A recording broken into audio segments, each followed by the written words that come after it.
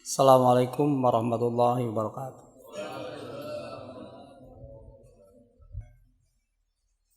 Allahu Akbar, Allahu Akbar, Allahu Akbar, Allahu Akbar. Asyhadu an la ilaha illallah.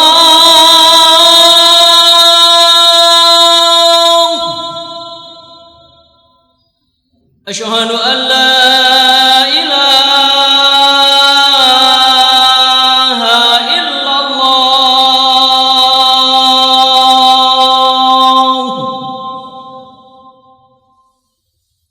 Asyhadu anna Muhammadan Rasulullah.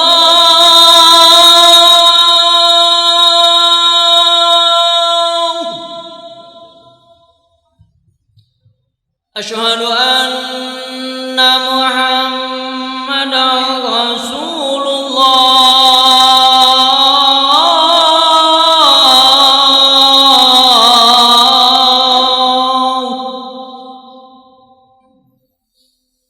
Hayya 'ala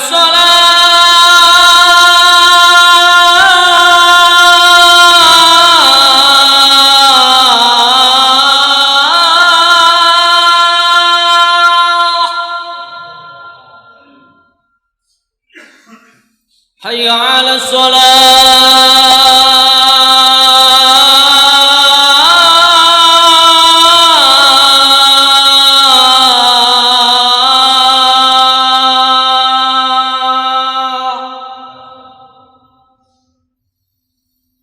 Hayya 'alal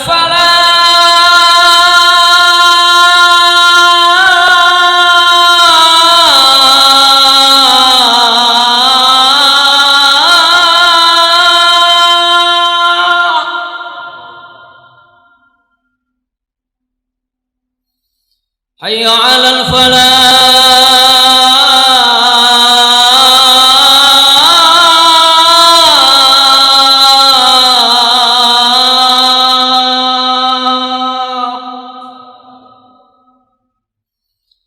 Allahu Akbar, Allahu Akbar. La ilaha illallah.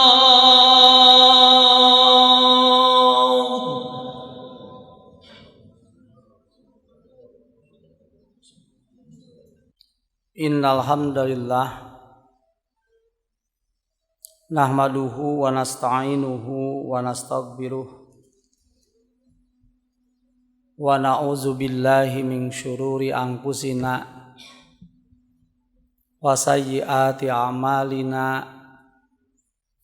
may yahdihillahu fala mudhillalah wa may yudlil fala hadiyalah. Asyhadu an la ilaha illallah wahdahu la syarikalah wa asyhadu anna Muhammadan abduhu wa rasuluh la nabiyya ba'dah. Wa qala Allah ta'ala fil Qur'anil Karim, a'udzu billahi minasy syaithanir rajim. Wala in ataital lazina utul kitaba bikulli ayatin ma tabi'u qiblataka wa ma anta bitabi'in qiblatahum wa ma ba'duhum bitabi'in qiblata ba'd wala init taba'ta ahwa'ahum mimba dija'aka minal ilmi innaka izalla minad dhalimin. Hari Jum'ah yang dimuliakan Allah Subhanahu wa ta'ala,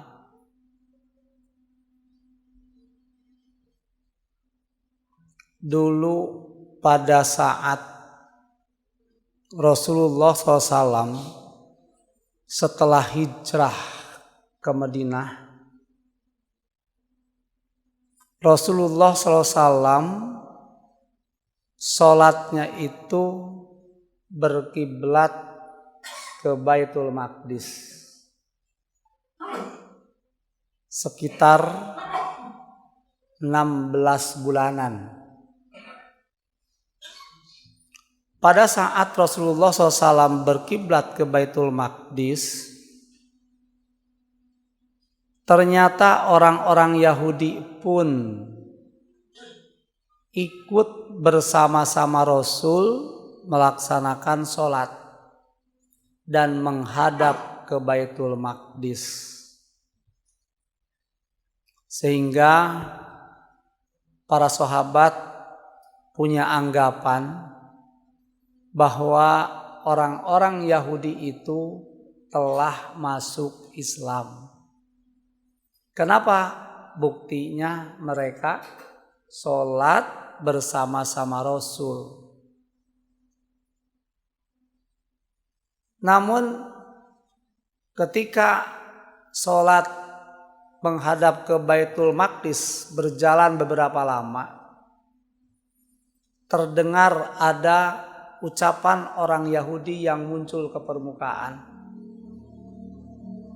Kata orang Yahudi, Muhammad itu agamanya berbeda dengan kita, tapi masalah kiblat mengikuti kita. Kalaulah tidak ada kita, kata orang Yahudi, Muhammad gak akan tahu kemana seharusnya menghadap kiblat itu. Jadi anggapan orang Yahudi itu, Rasulullah SAW berkiblat ke Baitul Maqdis itu mengikuti orang Yahudi.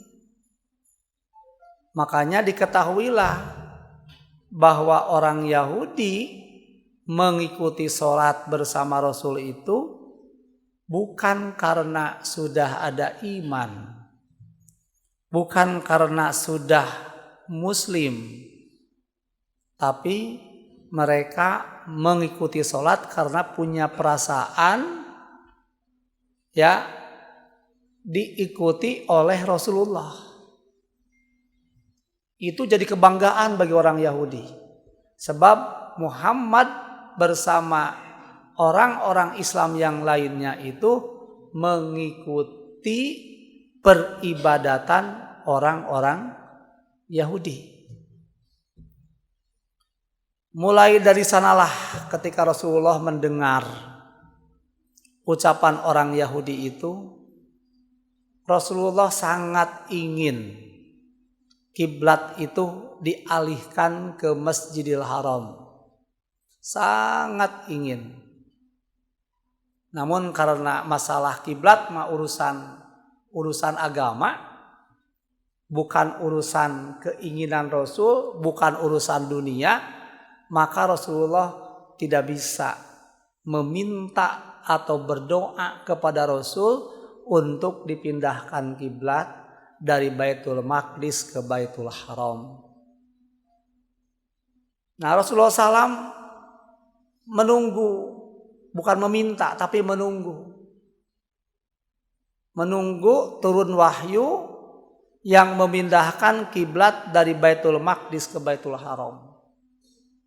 Ternyata setelah ada beberapa bulan turunlah ayat A'udzubillahi minasyaitonirrajim, qad nara taqalluba wajhika fis sama falanwalliyannaka qiblatan tardaha fawalli wajhaka syatrul masjidil haram. Ayat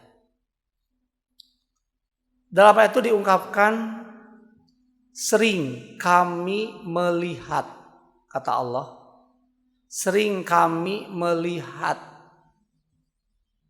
engkau menengadahkan kepala ke langit. Maksudnya menengadah tunduk lagi, menengadah tunduk lagi, yang memberikan isyarat bahwa Rasul ingin kiblat dipindahkan dari Baitul Maqdis ke Baitul Haram. Nah, makanya kata Allah, "Falanwalliyanaka qiblatan tardoha." Maka sekarang kami hadapkan kamu ke kiblat yang kamu sukai, yang kamu ingini. Awalli wajhaka syatrul masjidil haram.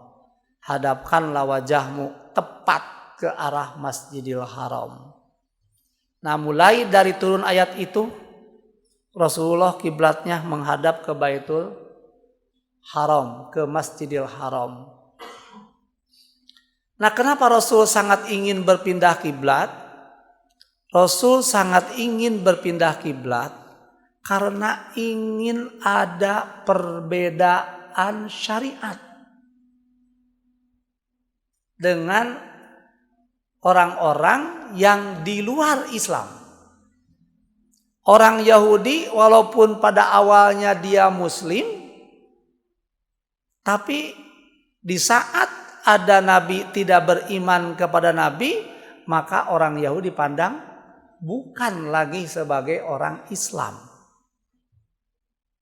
Nah, makanya Rasulullah sangat ingin syariatnya itu berbeda dengan yang lain. Makanya ingin dipindahkan kiblat. Bahkan untuk menumbuhkan loyalitas seorang mukmin, seorang muslim terhadap Allah, terhadap agama Allah, maka Rasulullah itu bukan hanya syariat yang ingin beda itu. Termasuk urusan-urusan muamalah juga, urusan dunia ingin beda. Apa contohnya? Nah, contohnya diantaranya itu berkenaan kebiasaan orang Yahudi saat itu senang ya memelihara kumis. Jenggotnya dibuang. Ya, orang Yahudi senang memelihara kumis. Jenggotnya dibuang, dikerok. Maka Rasulullah itu mengungkapkan bagi umat Islam itu coba buang kumis, pelihara jenggot. Nah, itu yang penting ada perbedaannya. Itu di saat itu. Kalau sekarang orang Yahudi pada berjenggot, tentunya cari perbedaan yang lain. Ini memberikan ajaran kepada kita, kalau ada sesuatu kebiasaan, sesuatu tradisi yang sudah menjadi khas orang di luar Muslim, di luar Islam, atau cari jadi ciri khas orang-orang yang mempunyai akhlak yang kurang baik, jangan sekali-kali ditiru. Sebab kalau ada peniruan, man tasyabbaha biqaumin fahuwa minhum. Menyerupai suatu kaum itu, maka berarti kata Rasul termasuk golongan mereka. Rasul sangat ingin pindah kiblat itu. Nah, di antaranya tadi ingin ada perbedaan dalam urusan syariat dengan orang-orang di luar Islam.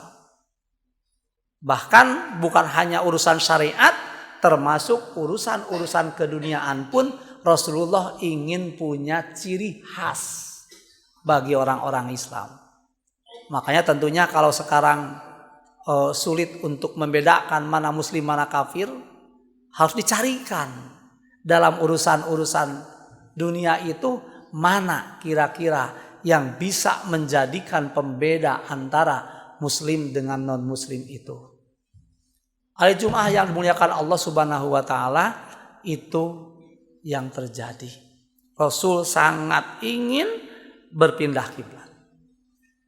Nah, ketika berpindah kiblat itu, ya, orang-orang muslim yang taat sama Rasul ikut semua sama Rasul. berkiblat menghadap ke Masjidil Haram. Nah, orang Yahudi tetap tidak, nggak mau.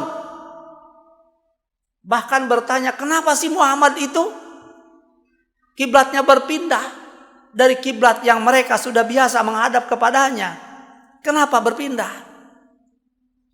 Dalam ayat 143 Allah ungkapkan pertanyaan orang Yahudi, mawallahum an qiblatihimul lati kanu 'alaiha.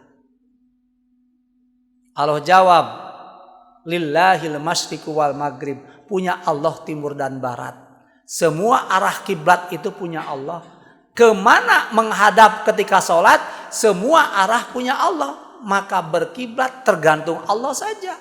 Bagi Rasul sama sekali tidak punya otoritas, tidak punya kewenangan mesti kemana menghadap kiblat itu. Itu urusan Allah. Orang Yahudi nggak mau tetap. Maka setelah terjadi perpindahan kiblat, akhirnya diketahuilah bahwa orang Yahudi itu tidak masuk Islam. Itu munafik. Itu tidak masuk Islam. Makanya di dalam surah Al-Baqarah juga masih diungkapkan, ya. Kenapa Allah pindahkan kiblat itu? Illa lina'lama mayyattabi'ur rasula mimmayang qolibu ala aqibaihi. Itu yang menjadi argumentasi Allah itu. Kenapa dipindahkan? Untuk memberi tahukan sama kalian siapa orang yang ngikuti Rasul dengan ikhlas dan siapa yang tidak. Nah, ini menjadi ciri bagi kita. Ciri muslim dan non muslim itu, lihat sisi ketaatannya kepada Allah dan Rasulnya. Walaupun orang itu mengakui aku beriman, aku ini sebagai muslim, tapi ternyata syariat Allah tidak dilaksanakan. Kan perintah Allah, ibadah kepada Allah itu, ada yang memang ibadah itu sebaiknya disembunyikan. Infak sedekah sebaiknya disembunyikan walaupun memang boleh nampak dengan tujuan agar orang mengikuti seperti dirinya. Zakat disembunyikan itu. Tapi ada satu yang terbuka yang harus diketahui orang lain. Apa diantaranya? Untuk di lingkungan kita sholat. Makanya bagi seorang laki-laki, bagi laki-laki itu harus diketahui ada sering ke masjid. Kalau ternyata ada orang yang ngaku muslim tapi nampak diketahui tidak pernah ke masjid, itu bukan muslim. Kenapa? Karena tidak ada taatnya. Sholat itu adalah ibadah yang harus nampak. Kalau begitulah itu dia, urusan dia sama urusan hati. Yang penting jelas sholat itu harus terbuka. Datang ke masjid. Ibadah haji juga terbuka. Nah, kalau hal-hal yang harus terbuka itu menjadi ciri khas. Bahwa itu adalah sebagai seorang muslim. Nah, orang Yahudi itu tidak mau berkiblat ke Baitul Haram itu. Ini sebagai bukti Allah memberitahukan kepada kita bahwa Yahudi itu tidak muslim. Ini juga menjadi ciri khas kepada kita bahwa orang-orang yang ngaku muslim tapi sholatnya ya tidak pernah, atau mungkin suka sholat tapi sering tidaknya, itu sebenarnya bukan muslim. Baru kalau dalam bahasa kita mah simpatisan muslim gitu. Belum jadi muslim.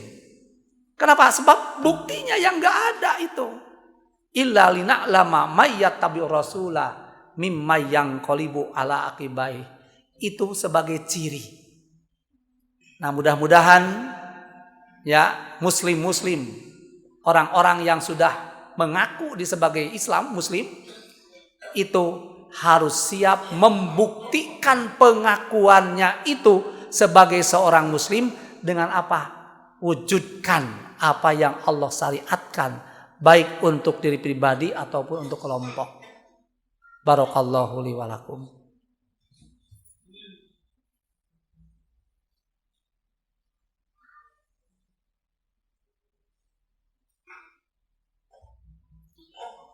Alhamdulillahirabbil alamin wa bihi nasta'inu ala umuri dunya waddin. Asyhadu an la ilaha illallah wahdahu la syarikalah wa asyhadu anna Muhammadan abduhu wa rasuluh la nabiyya ba'dah. Hari Jumat yang dimuliakan Allah Subhanahu wa taala. Sebenarnya bagi orang-orang Yahudi ketika berpindah kiblat dari Baitul Maqdis ke Baitul Haram itu akan menjadi bukti, bahkan akan menjadi keyakinan yang kuat bagi orang Yahudi bahwa Muhammad ini benar-benar sebagai Rasul. Sebab dalam kitab Taurat itu diungkapkan bahwa di antara ciri orang yang mengaku sebagai nabi, sebagai rasul itu nanti akan mengalami kiblatnya itu 2 kali. Dari Masjidil Haram, dari Baitul Maqdis pindah ke Baitul Haram. Sebenarnya hati tidak mengakui itu. Bahkan pengakuan itu jauh sebelumnya. Mereka mengenal Nabi Muhammad itu bukan setelah lahir, tapi sebelumnya pun sudah tahu ciri-cirinya. Ya'rifunahu kama ya'rifuna abna'ahum. Orang-orang ahli kitab itu taunya sama Nabi Muhammad itu seperti taunya kepada anaknya sendiri. Ini ketika Rasulullah di umur 8 tahun oleh pamannya Abu Thalib, Rasul itu dibawa ikut dagang ke Syam di kapilah bersama kapilah yang lainnya itu. Dan di Syam itu orang-orang Yahudi, orang-orang Nasrani sebenarnya sudah pada nunggu hadirnya Nabi terakhir itu. Dan mereka beranggapan bahwa Nabi terakhir hadir itu adalah pada waktu itu. Nah makanya ciri-cirinya tahu, ciri-cirinya itu. Di antaranya datang bersama rombongan. Makanya setiap kali ada kapilah dagang dari Mekah itu, orang-orang Yahudi, orang-orang suka ngintai. Ada enggak calon nabi itu? Pas di satu saat Abu Thalib bersama kapilah yang lain datang ke Syam. Dan pendeta orang Nasrani, orang Yahudi keluar. Ternyata melihat di saat musim panas, ternyata rombongan kapilah ini dinaungi dengan awan. Sepanjang jalan itu. Ini nabi katanya itu. Pasti ada nabi di sini. Kenapa? Sebab di kitab Taurat, kitab Injil ada keterangan itu. Setelah itu kapilah itu berteduh di bawah pohon kurma. Dan tiba-tiba pohon kurma itu daunnya itu biasa kurma itu kan ke atas, tapi ini mengeluk ke bawah. Dan kata pendeta itu setiap nabi biasanya singgah di bawah pohon kurma itu. Hampir setiap nabi itu. Semakin yakin. Makanya pendeta itu karena dekat gereja ingin mengetahui lebih dalam lagi, akhirnya disuruh masuk para kapilah itu ke ruangan gereja. Kemudian dijamu. Dan tradisi orang Arab, kalau makan-makan itu anak kecil tidak boleh ikut bareng dengan orang dewasa. Nah, ketika dijamu makan, pendeta itu melihat, memperhatikan terus mana yang calon nabi itu. Ternyata dilihat-lihat gak ada. Lalu nanya, ya kami mohon izin untuk bertanya, ada enggak anggota rombongan yang tidak masuk ke ruangan? Jawabnya ada, anak kecil di luar. Katanya kan umur 8 tahun, anak kecil di luar. Boleh enggak saya minta izin untuk bisa masuk? Anak kecil itu masuklah. Ditanya namanya siapa? Namanya Muhammad. Siapa walinya? Abu Thalib ngacung, saya bapaknya, katanya itu. Kata pendeta itu, saya kira bukan. Sebab apa? Anak ini bapaknya meninggal ketika istrinya mengandung umur 6 bulan.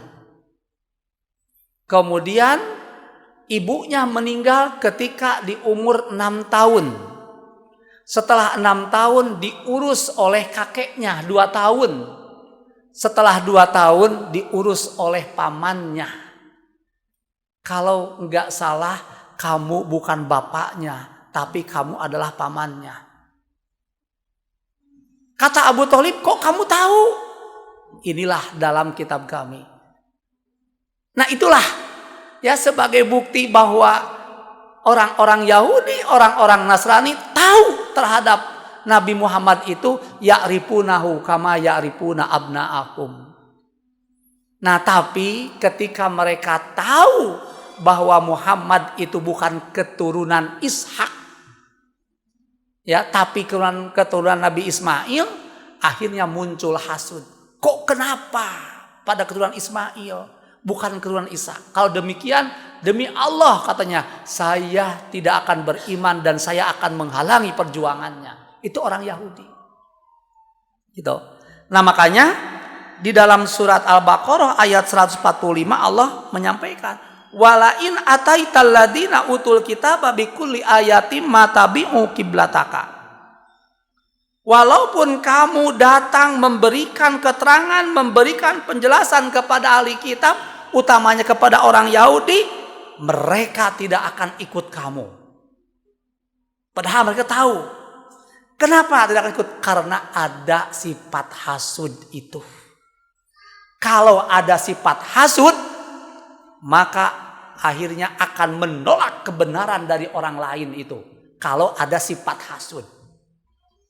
Pokoknya orang yang hasud itu punya karakter senang melihat orang lain susah, susah melihat orang lain senang, gitu. Itu karakter orang-orang hasud itu. Padahal tahu itu benar. Makanya orang yang tahu tentang kebenaran kemudian ternyata tidak berpihak pada kebenaran, itulah orang hasud itu. Ya kemarin kita udah melaksanakan pemilu. Masing-masing tahu siapa yang lebih baik di antara yang ada itu. Tapi ternyata kecenderungan hati tidak cenderung pada yang baik dan benar. Maka itu kata Rasul, faqad khanallahu wa rasulahu. Itu sudah mengkhianati Allah dan Rasulnya. Makanya bagi kita, yang namanya kebenaran datang dari siapapun, itu harus kita terima. Jangan seperti orang-orang Yahudi itu. Baru kita akan terima sebagai kebenaran kalau datang dari kelompoknya. Kalaulah bukan dari kelompoknya, bagaimanapun juga diberi penjelasan, tetap tidak akan ikut. Kenapa? Yang menjadi alasan adalah karena ada hasud. Maka bagi kita sebagai muslim, hindari sifat hasud itu. Kalau kata orang Sunda, hasud itu bibit buih. Nah, ya, apa? Segala kemaksiatan dan yang akhirnya itu akan mendapatkan hadiah dari Allah berupa neraka di yaumul akhir. Mudah-mudahan kita sebagai muslim pertahankan keimanan kita, pertahankan keislaman kita, hindari sifat hasud itu. Rabbana atina fid dunya hasanah wa fil akhirati hasanah wa qina azabannar. Wassalamualaikum warahmatullahi wabarakatuh.